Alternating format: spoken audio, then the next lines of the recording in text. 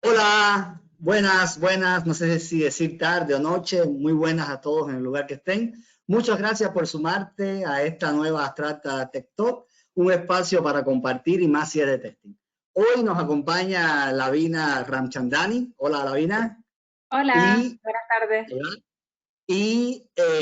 vamos a estar hablando un tema súper interesante, un tema sobre modelo de ciencia de datos y comentarles que Lavina, si bien nació en Londres, creció mucho tiempo en España y actualmente reside en Londres. Entonces habla perfectamente, ella dice que no, pero yo con lo que he conversado le puedo decir que muy bien al menos el español y también el inglés, pero por temor a capaz no encontrar las palabras adecuadas a la hora de exponer, decidimos usar esta nueva variante de poner el video de su charla grabada previamente en inglés, pero con subtítulos en español. Así también pueden practicar la escucha en inglés si les interesa.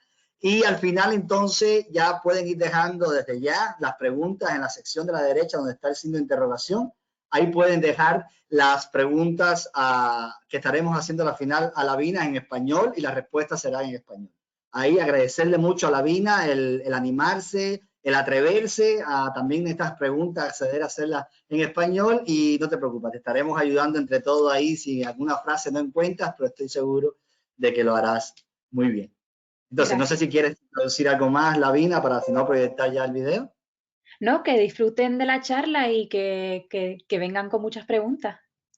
¿Ven lo que les decía? Bueno, proyecto y nos estamos viendo entonces en un ratito con esas preguntas, así que ya saben, ahí en donde está el signo de interrogación, ya las pueden ir dejando desde ya y al final tendremos ese espacio. Disfruten.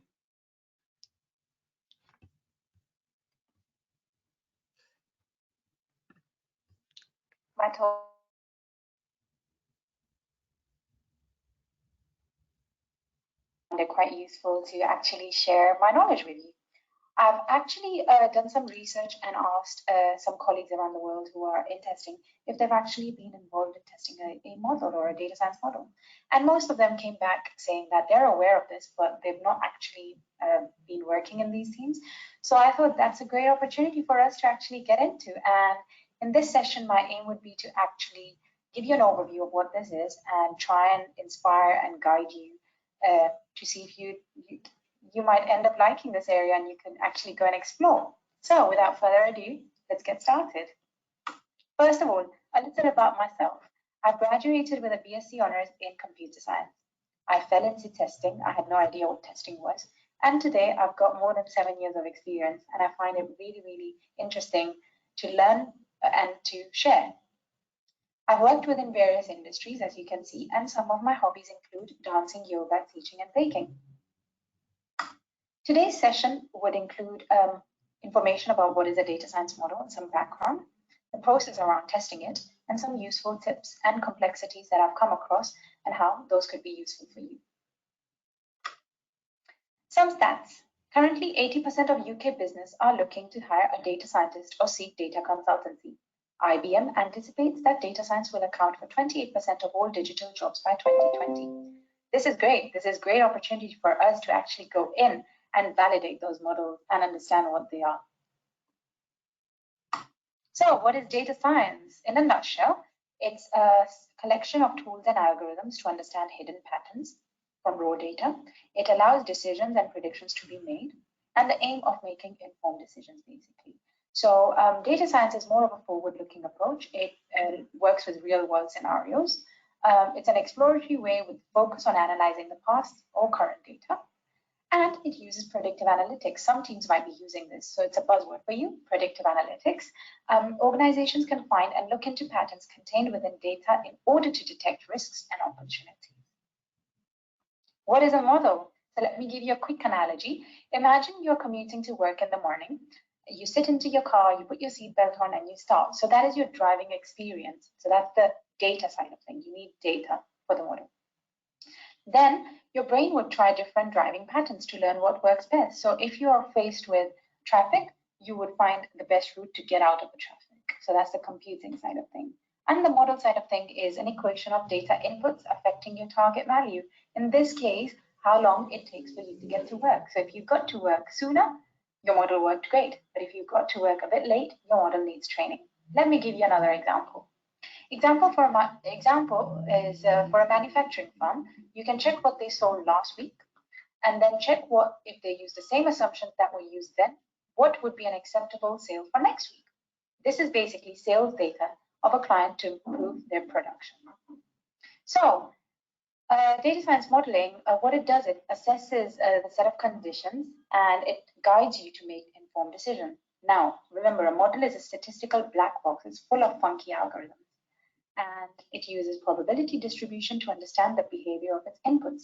It's more of a what-if model. So if a customer uses the parameter for the model suggested, then what their business could look like. It uses genetic algorithms as well. So genetic algorithms are algorithms that reflect the process of natural selection, where the fittest individuals are selected and inspired by Charles Darwin, actually. So yeah, a model produces some indications that are being used as guidelines for your clients, and each model would use configurations or parameters per the client requirements. So what we do as testers, we actually test towards the expected outcomes and see if they are actually in line with what we need to provide, or they're actually not. So we need to raise those as concerns.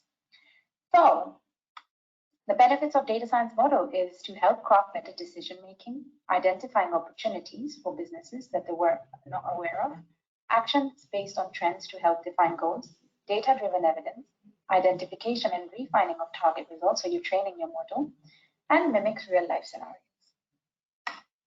A model needs data, and the data, as you can see, is in 4 different styles. So structured data is it adheres to predefined data models. It's easy to aggregate data from various locations and databases, easy to store, access, and process it, just like Excel files. Then you have unstructured data, which is not organized in a predefined manner. It's got irregularities in the data, therefore ambiguous as well. I use unstructured data, and it's important. What we have in our team is data schema, where the data engineer provides the data schema that we send to the clients, and we receive the data in terms of that data schema, which reduces any data biases. Then you have semi-structured data, which is self-describing data, uses tags and markers such as JSON and XML files. And lastly, you've got metadata, which, for example, could be photographs, and it provides additional information about a data set by telling you when it was taken and where it was taken. A basic kind of architecture here for you, and the scenario we will use is, imagine you are providing money on credit. Then the probability of customers making future credit payments on time is a matter of concern to you. So what you would do is you would push in the raw data from the clients. You would obviously have features on top of it that are doing what the client requires. You have your learning algorithm, which is the predictive analytics side of things. So just a little recap of what this was. It's a use of statistical and machine learning techniques to identify the likelihood of future outcomes based on historical data. Organizations use this to sift through current and historical data to detect trends and forecast events and conditions that should occur at a specific time. And then comes your model side of things with genetic algorithms. Now, genetic algorithms cause a bit of stochasticness, which means randomness. This randomness does not essentially have to be wrong, but if you have acceptable deviations set in your team as a process, then these could still go ahead. And then it provides you some future-like data if you're using predictive analytics in your team. So here you can build a model which can perform predictive analytics on the payment history of a customer to predict if the future payments will be on time or not. Now, before we start testing, it's important to not have the elephant in the room. Make sure all of you have the requirements and you understand the requirements in the same manner. You're all on the same boat. So have requirements gathering sessions, have planning sessions to brainstorm possible solutions, design and prototyping sessions, go and implement the model and actually test it at every stage. Don't leave testing till the end. And what you could do is, if you're in an agile team, you can use the 3 Amigos session to actually understand the problem the client is facing and how you can best provide a solution. Is the solution good enough for the client? Is it testable? Is it not testable? These are kind of questions and ambiguities you can ask in these sessions. So let's get started. So a model can be of 2 types. It could be off the shelf or custom made. In my team, we've got a custom made model. Depending on what you use, you need to understand that you should have processes around testing. Also, you should consider how often you're going to train your model. So what I mean by training is you input data, you run it, and you observe the results and see if they're good or not. Also, as I've mentioned earlier, because of the use of genetic algorithms in the model, it would provide a bit of stochasticness and randomness. So let me give you a small little analogy again. 5 plus 3 for me and you is 8. But for the model, 5 will go in as it is, and it will output as it is. 3 will go as it is and output as it is, but the result 8 would be 8.00001 or 8.00065. This, when you see it, you might think it's wrong, but it's if you've got thresholds in your team, so say, for example, you accept deviations between 3 and 5% of your actual result, then this is not essentially a wrong result. It's within your cap of threshold. So you can still go and accept it. So that's the type of stochasticness you might face for some type of data set that's running through the model. Some testing then.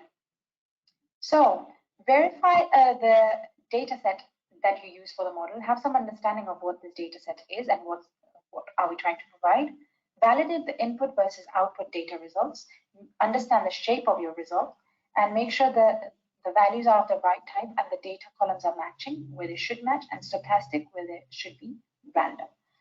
Test the areas you're certain about and uncertain about, so happy path and unhappy path testing, and those which cause some uncertainty in terms of results or due to the randomness.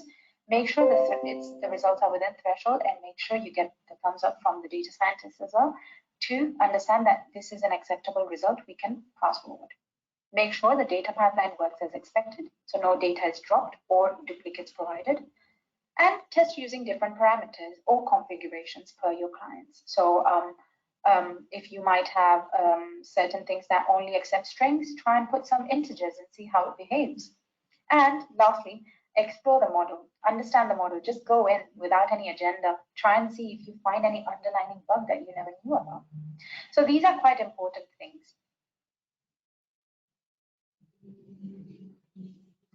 Some more things that I've come across when testing data science models is new feature testing and regression testing. So when a new feature comes in, there's nothing to compare the model run to. Since it's a new implementation, you may find more issues around it. So try applying different configuration parameters and edge cases to understand the model outputs. If you do end up finding bugs as well, make sure they're not repeatable. Make sure they're solved once and for all. Work on a test plan with a data scientist and understand what is actually being implemented. Consult your results with a data scientist for more conciseness. The logic is tested in the unit tests. Run a model prior to a new feature and after. This is what I tend to do. So what you would see is something before would have less optimized results, and after you might have better results. Maybe the model took less time for a certain thing in your new implementation, and it gave you better results. And of course, exploratory testing. In terms of regression testing, what is regression testing? So you can confirm that a recent program or code change has not adversely affected existing features, and make sure bugs that were opened in the new feature are completely resolved. So what I tend to do here is I have a baseline run that I would potentially run in the previous release, and then I would create a new run and make sure they align. And if they are slightly bit different, that's okay, within the threshold of 3 to 5%. But if they're way too different, then you need to make sure you mention this to your team and actually deep dive further with the data scientists and see what actually went wrong and if we can actually release or not. Remember, some models can have a degree of randomness, so some areas would be expected to be random. Don't worry, deviation doesn't mean negative at all. If you have thresholds, it can still go ahead if accepted. No equation for the best answer exists, and rely on a good enough and fast enough answer.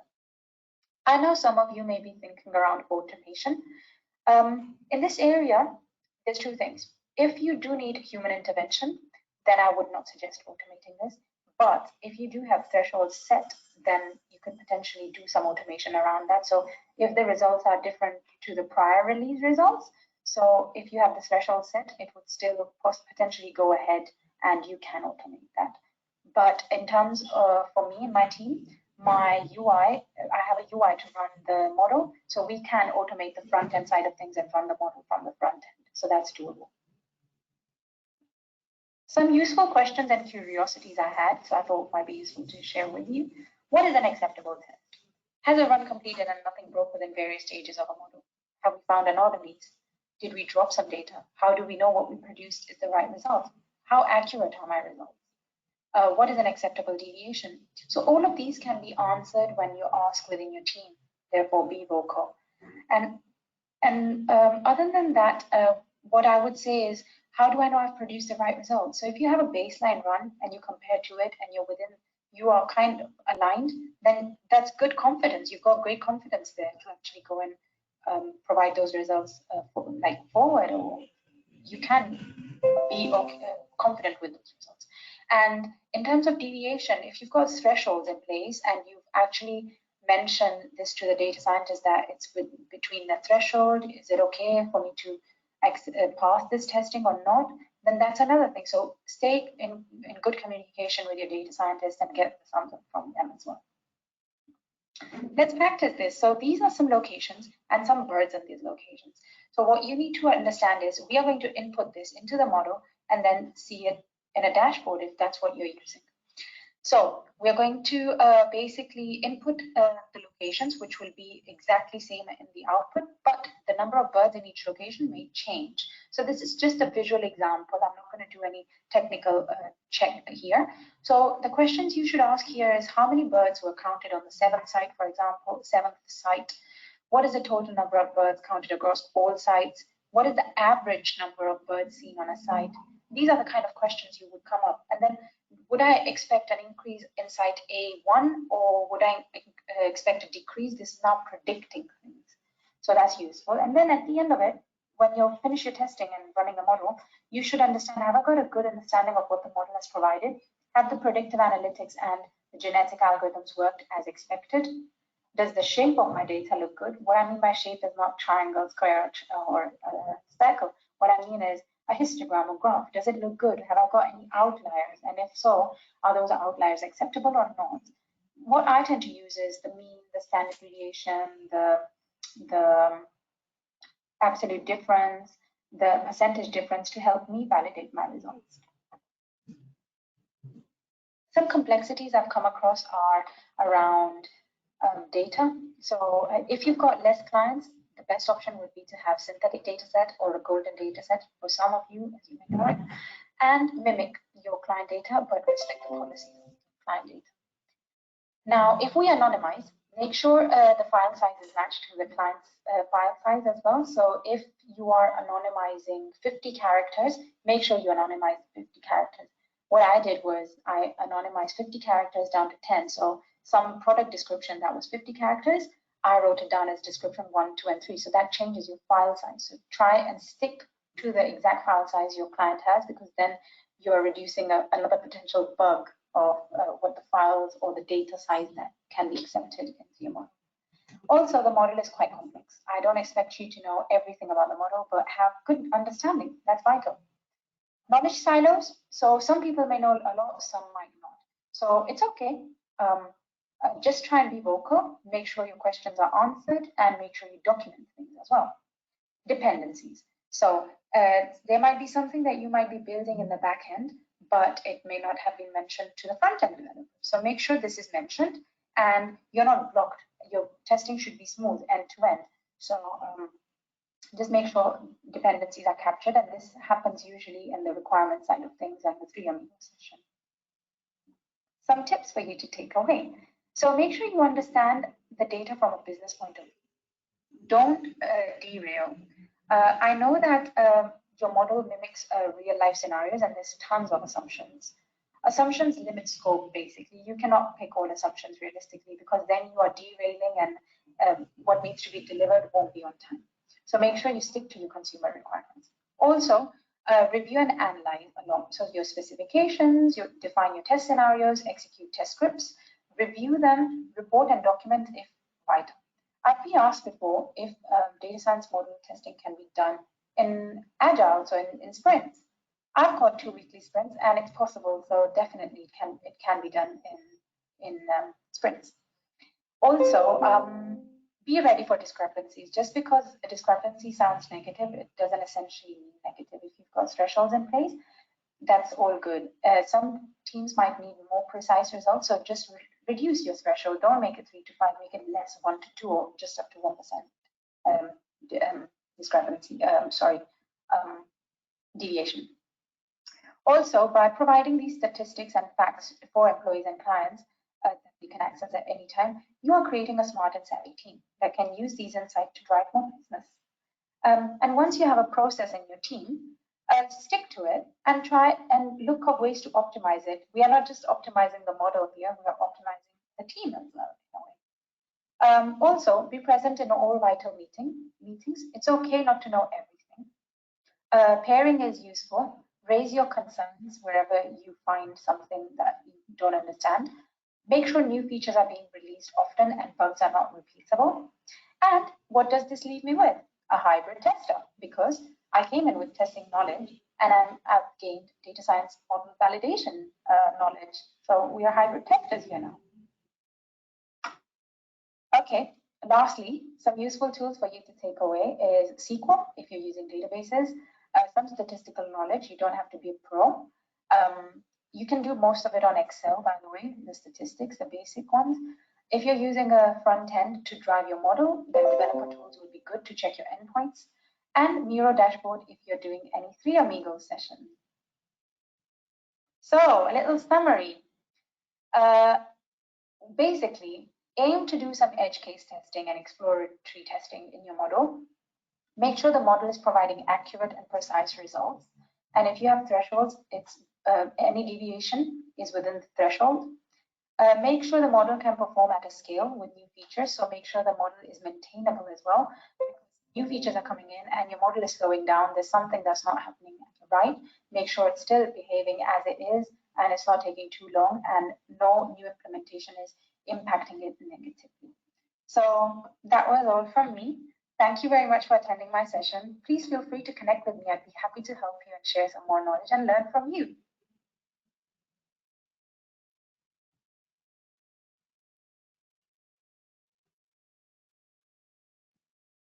Y volvemos por acá. Vamos a dejar esto acá. En esta diapositiva va a seguir presentando ahí. ¿Vale? Y bueno, momento entonces, ahí decía al final Lavina de que sería un placer para ella, que si tienen alguna duda se contactaran, pues se podía ayudar, así que ahora es un buen momento para eso, ¿no? Si tuvieron durante la presentación alguna consulta, aquí tengo algunas que me han llegado, pero igual, todavía están a tiempo de seguir escribiendo en lo que contestamos. A mí se me ocurrió un par ahí que también aprovecharé a hacer. Me pareció súper interesante y tengo que reconocer que después de todo me pareció familiar. Capaz en un momento pensé que iba a ser más, un poco más una cosa técnica, súper así, súper matemáticas y cosas, y me gustó oír hablar, me gustó hablar de pruebas exploratorias, de valores límite, de clases de equivalencia, cuando hablaba del tema de que si pide texto también pongo otras cosas que no las espera, a ver cómo reacciona. Y entonces como que si bien el tema es complejo y tiende como que a asustar un poco a la hora de entrarle, porque parece ser como técnico y lo es, a la hora del testing también tiene esa parte como que humana y como de lo que hacemos como tester, que está bueno saber. Y que es un campo ahí que podemos también como que explorar sin tener que conocer mucho, más allá de lo, como tú decías, que has aprendido pila en el tema de modelo de datos y eso. Entonces, hoy te hago una pregunta relacionada a esta. Aquí, por ejemplo, el amigo Ricardo Crobeto pregunta, ¿cuán fácil es determinar datasets que cumplan con todos los caminos? A ver, con todos los caminos críticos del modelo. Pues dependiendo del modelo, claro, dependiendo de qué tipo de testing quieren hacer y qué tipo de riesgos quieren coger en esos datos también, es muy importante tener como un tipo de golden dataset, que un tipo de base de datos donde puedan acumular todos los features que usan durante un sprint. Y eso tardaría demasiado. Yo diría que tendrán que tener el producto estable para hacer eso. Nosotros lo que hacíamos era anonimizar, si eso es la palabra correcta, los datos de los clientes, porque claro, no lo podemos usar directamente. Y con eso lo que hacíamos es ver si podemos comprobar todos los features que son súper importantes para ese cliente. Y con cada cliente vienen diferentes opciones, ¿no? Cada cliente quiere una cosa distinta, no quieren la misma cosa. Así que hay que entender eso también, qué es más importante o más riesgoso para un cliente no sería lo mismo para el otro. Así que en el equipo hay que tener estrategias y cosas así para entender qué es lo más importante. Es importante ahora mismo usar los datos del cliente y avanzar y después pensar en un golden dataset, que sería genial tenerlo, pero eso tarda. Con más experiencias que tengan con muchos clientes, ya les salen ideas. Ok, este feature, por ejemplo, ha salido con el cliente 1, 2 y 3 y con el quinto también. Así que podríamos configurar los datos dependiendo de eso. Ah, creo que respondí la respuesta. La Sino que pregunta. escribí nuevamente y seguimos indagando. Porque es interesante, ahí mencionabas varios clientes. Entonces yo me preguntaba, ¿ustedes manejan como un modelo general que aprende según características de un cliente específico y pueden tener varios clientes por eso? Entonces, ¿este Sí. modelo iría aprendiendo incluso con las propias pruebas que ustedes van haciendo o es un proceso distinto? ¿Cómo aprende ese modelo y luego validar que verdaderamente aprendió como debía o durante las pruebas se hace este propio aprendizaje? Pues depende, ¿no? Por ejemplo, tenemos lógicas algorítmicas, ¿no? Algunas son ya que usan muchas compañías, ya lo usan y los científicos de datos los han usado porque ellos lo saben desde una experiencia pasada o algo así, pero el modelo tiene que funcionar por lo que nosotros queremos que entienda los features que queremos que haga, ¿no? Así, tiene que aprender despacito y optimize los resultados así y el modelo también. La cosa es que, claro, cada modelo es diferente, ¿no? Nuestro modelo era para desarrollar cómo podemos mandar resultados a los clientes para que les ayuden y para que sepan si usan este modelo en el futuro.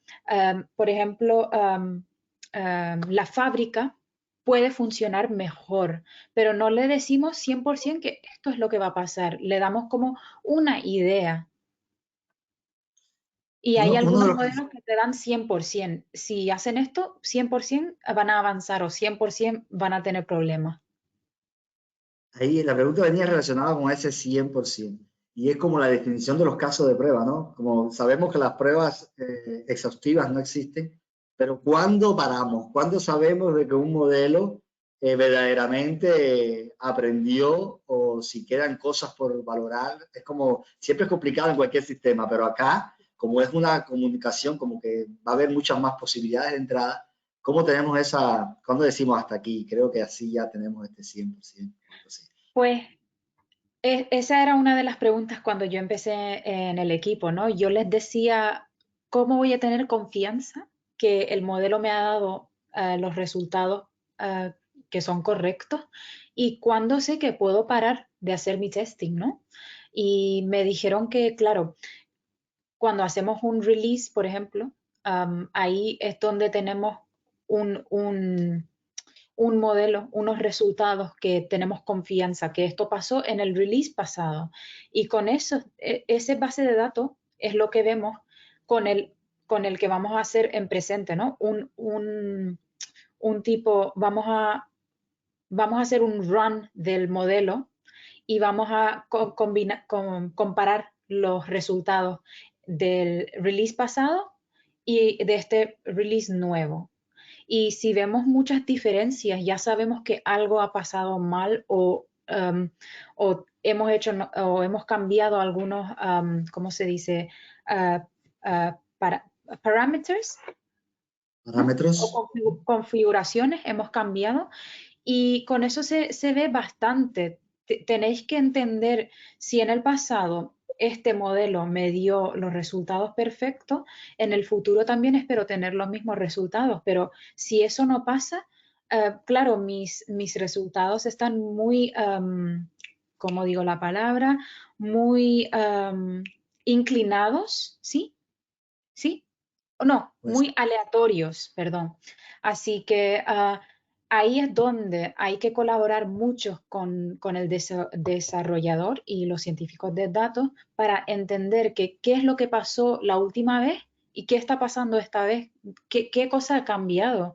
Y no es necesario que el resultado sea mal, pero hay que tener como la confianza, hay que entender con los desarrolladores que esto está bien o tengo que empezar el modelo desde el principio otra vez. Y eso ha pasado bastante veces. Cuando hacemos release, a veces en el pasado fue genial, pero este release fue fatal. Así que el desarrollador me dice que, mira, Lavina, mejor empezar el modelo otra vez y cambia las configuraciones un poquito porque probablemente algo cambió, un feature que entró nuevo y necesitas una configuración nueva, por ejemplo. Pero así es donde tenemos la confianza y decidimos parar, donde vemos los resultados que están bien.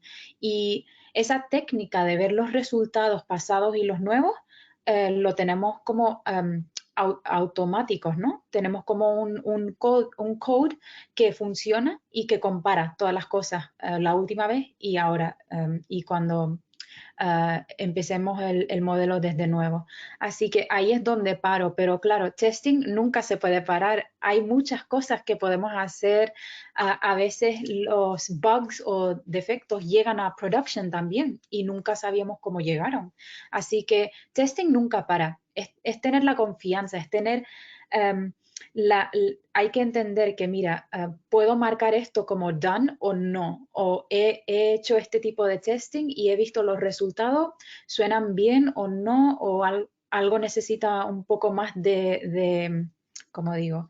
Un poco más de, no sé cómo ponerlo, pero si algo necesita más atención, por ejemplo, y cosas así. Así que yo tengo como un checklist, como, ok, hice el testing, no necesita mucha atención ya y tengo confianza que todo ha salido bien y así es donde paro mi testing ahí para ese ticket o para el modelo. perfecto, clarísimo, gracias. Ahí también se pone una pregunta con respecto, estamos hablando de salidas, pero ¿y las entradas? Siempre el tester tiene también esa experiencia y esa creatividad en cuanto a definir escenarios, casos, juegos de datos, posibilidades, pero acá recae tanto en el tester o ese ingeniero de datos te da ya un set de posibilidades o un panorama, una lista de posibles datos o tipos de datos a utilizar que son como esa entrada a ese modelo o depende solo del testing, lo que se pueda ocurrir, lo que pueda probar y demás. Pues lo que teníamos nosotros es teníamos datos que no tenían estructura antes, ¿no? Así que eso sí que tenía problemas y a veces lo que pasa con datos que no tienen estructura es inclinación. Y ahí es donde el tester tiene que entrar y trabajar con los ingenieros de datos para entender dónde cambiaste los datos. Porque si han cambiado algún dato, el tester necesita saber porque ahí, si no, hacemos el testing y llegamos a una inclinación.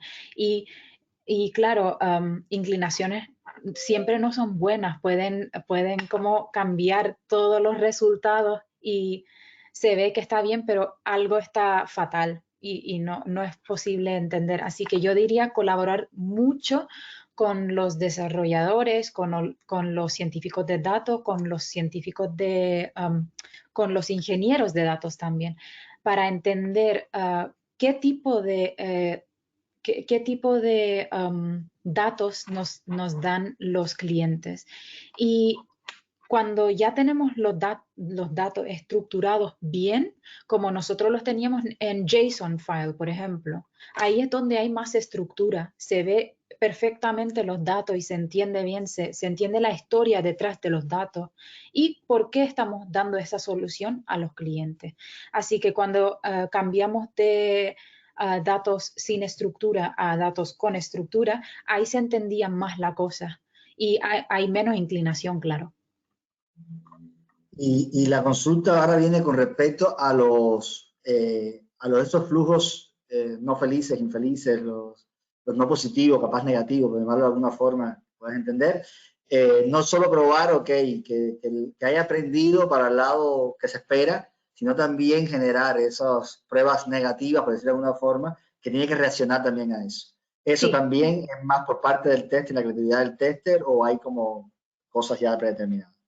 No, total, unhappy path testing, sí, claro, hay que hacerlo. Y yo cuando hacía exploratory testing, exploraba el producto, yo entraba y metía cosas raras para ver cómo reacciona, si me da un mensaje de error bueno o no, se entiende o no. Si yo no lo puedo entender, ¿cómo lo va a entender el cliente?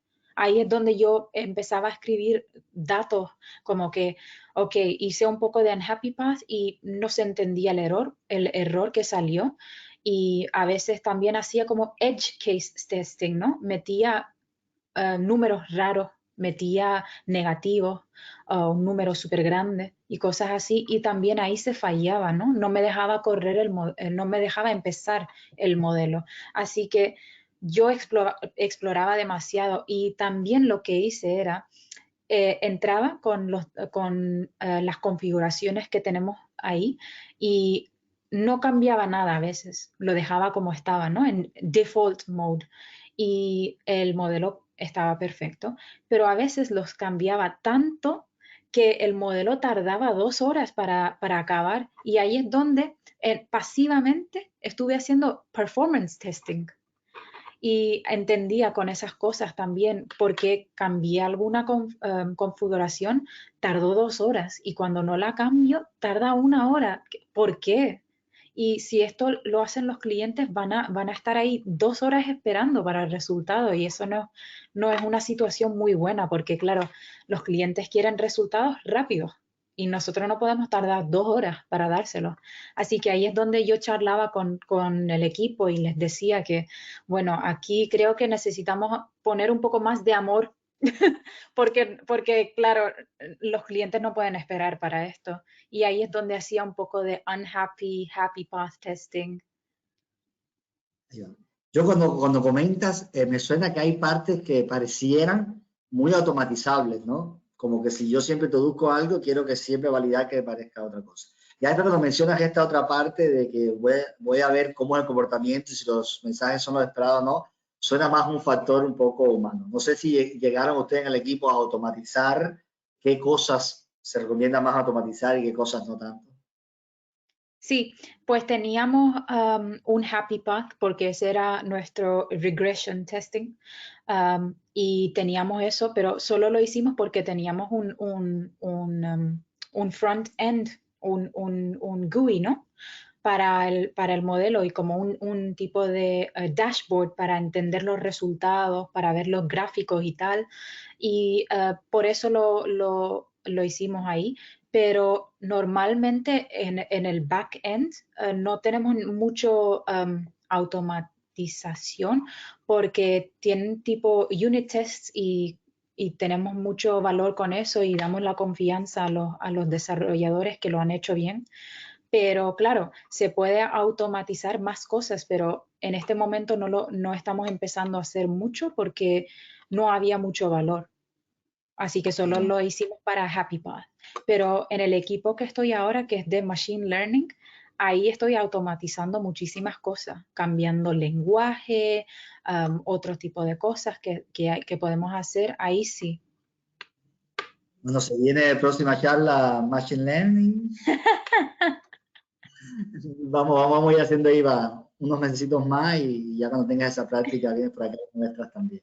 Bueno, por acá Lisandra también nos decía, muchas gracias Lavina, excelente charla, ¿Nos recomiendas alguna documentación, curso o bibliografía para continuar profundizando en el área de análisis de datos? Muchas gracias. Esto. Cuerpo Esto es lo que presente. recomiendo. Y es de Perforce. No sé si han oído de Eran. Él ha escrito este libro de Perforce. Y también en Udemy o en YouTube también podrían aprender un poco de lo que es Data Science, ¿no? Las bases, las cosas para tener una base y después usar lo que tenemos todos los testers, traer su mochila de testing y aprender un poco de validar data science resultados. Y no hay que ser perfecto con las matemáticas. Los desarrolladores te enseñan también, a veces te dan te dan el código de SQL también, te lo mandan y tal, así que te ayudan, están ahí siempre. Ahí va. Aquí hay una pregunta ahora de Tatiana Freire, que viene muy relacionado con eso que menciona, la mochila del testing, ¿no? Y pregunta, hola, excelente presentación, Lavina. Me gustaría conocer qué perfil o habilidades debe tener un tester para probar modelos de datos. Vale, pues número uno, curiosidad. Número dos, tener la habilidad de explorar un producto, tener ese tipo de ideas de hacer happy path, unhappy path, romper el producto donde puedan para ver dónde necesitan más, dónde hay que tener más cuidado, dónde hay más riesgo. Y claro, estar siempre en las sesiones de Three Amigos, ¿no? Eso ayudó bastante a entender el producto porque, claro, el product owner trae las ideas y los testers preguntan los riesgos, cómo impacta al producto, si solo es backend o va a ser frontend también, dependencias y cosas así. Hay que preguntar todas esas cosas y después los desarrolladores piensan en soluciones después de esas charlas. Así que yo diría curiosidad, tener interés en saber cómo es el producto, también aprender un poco de base sobre data science. No es necesario que tengan como base de datos siempre. Nosotros empezamos con base de datos, ahora no lo tenemos. Ahora solo tenemos file systems, que es más fácil. Y sí, yo diría lo más importante es ser curioso. Y nosotros somos los testers son los más cercanos a los clientes, así que si no lo entendemos nosotros, ellos no lo van a entender. Así que pensar ahí y ser un poco sensitivos, ¿no? Un poco de empatía sobre los clientes. Palabra importante ese para todo tester, ¿no? Empatía, verlo desde el lado Sí, de los usuarios finales, incluso de aquí también de los desarrolladores un poco para hacerles sí, entender cuando hay un problema y demás. Sobre todo en exactamente. estos momentos Yo un poco. hice Sí, hicimos como usability testing en la oficina y ahí es donde vinieron los clientes y no entendían algunas palabras, decían que es muy difícil de entender qué significa. Y nosotros, años trabajando en el producto con esa palabra, para nosotros era fácil, pero para ellos no lo entendían. Ahí va. Cosas así pequeñitas, ¿no? Cosméticas. Ahí va. A mí me impresiona eso que decía al principio, al principio de las preguntas, como que has mencionado casi todos los tipos de pruebas funcionales al menos, bueno, automatizado también vimos, que se le hacen en un proceso como a cualquier otro producto, ¿no? No entrarle con miedo, sino como probamos cualquier otra cosa, con eso que mencionabas de curiosidad, de empatía y de reto. Y ahí viene una pregunta que si no hay otra por acá por el público, capaz puede hacer la última, como que te preguntaría tres cosas. Una es, ¿cuál fue el mayor reto? ¿Cuál fue el mayor inconveniente? ¿Y cuál fue el mayor aprendizaje en estos tiempos que trabajaste con modelo de ciencia de datos?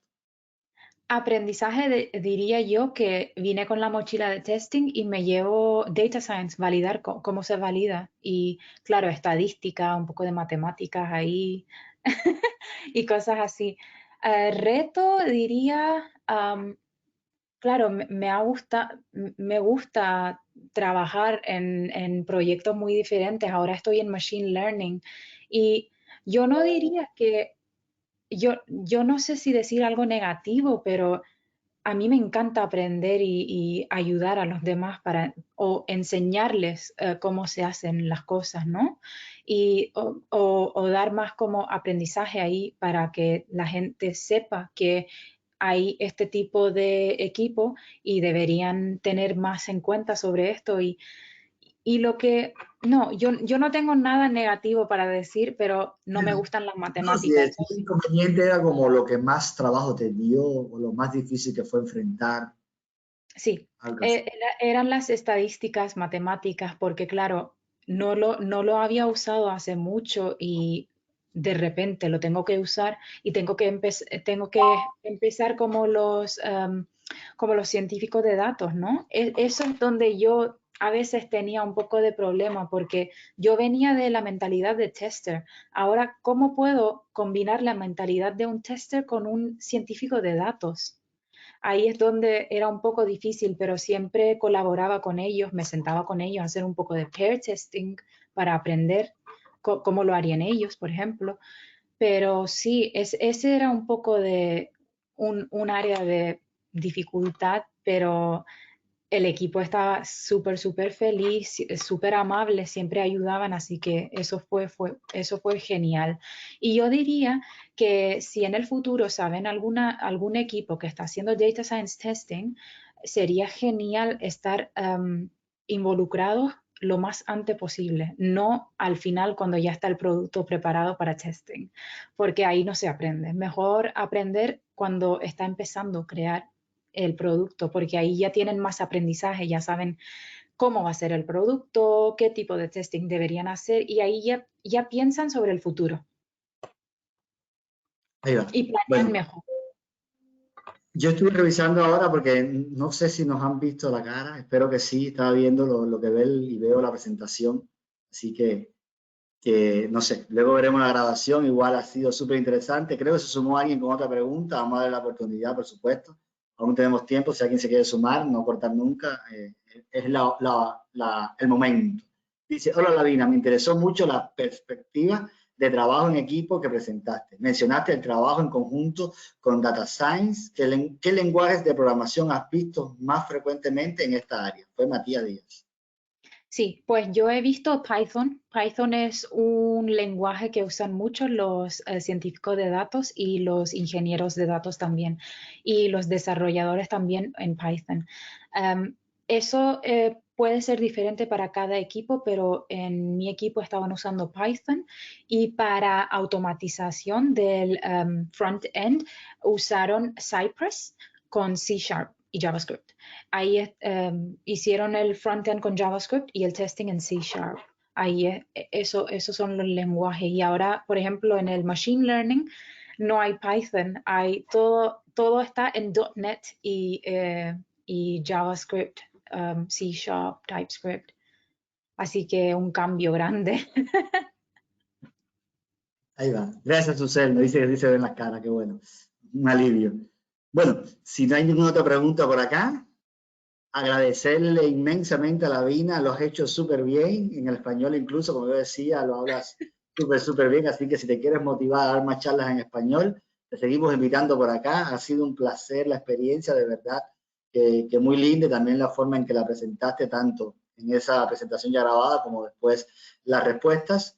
Y nada, solo queda agradecerle a todos los que se sumaron a la charla con el reto de un poquito de inglés, un poquito de español y de un tema que siempre parece complejo y lo es, pero nos gusta como aterrizarlo, verlo aterrizarlo, humanizarlo un poco al testing, a que es un campo lindo, bueno, interesante para explorar y aplicar todos los conocimientos que podemos haber tenido en otras ramas de la tecnología, haciendo testing también en esta área de machine learning, va a ser la próxima charla de la vida, de modelos de ciencia de datos. No sé si quieres decir algo más, Lavina. Sí, no, quería decir muchísimas gracias y las preguntas estaban genial y que sí, que conecten conmigo por LinkedIn y podríamos charlar, tomar un café, hablar más sobre esto si les interesa. Vale, sobre todo ahora medio que la Gracias. distancia se presta para eso. Nada, estaremos publicando el video en el canal de Abstracta y ahí también Lavina, por supuesto, va a poder tener acceso y publicarlo en sus medios, y ahí en la cajita de información, como dicen los youtubers, van a tener también la información de Lavina para que puedan contactarla sin problema y poder seguir haciéndole preguntas o capaz contando su propia experiencia o algo por el estilo. Sí. Entonces, nada, agradecerle a todos, a Lavina por animarte, por lo que haces y por compartirlo, y a todos por seguirse sumando. Les comento que la próxima Abstracta TED Talk será este mismo mes, el día 25, y tendremos a señor Performance, y va a hablar sobre Performance Continuum, un tema también muy interesante, así que desde ya, en cuanto hagamos la publicación, pueden ir reservando ahí sus lugares, y seguimos así compartiendo y más cuando deteste. Muchas gracias a todos, lo vuelvo a decir, y sobre todo a Lavina, y nos estamos viendo en próximos espacios. Muchas gracias, Arcadio, y muchas gracias, Abstracta. Adiós. Chao.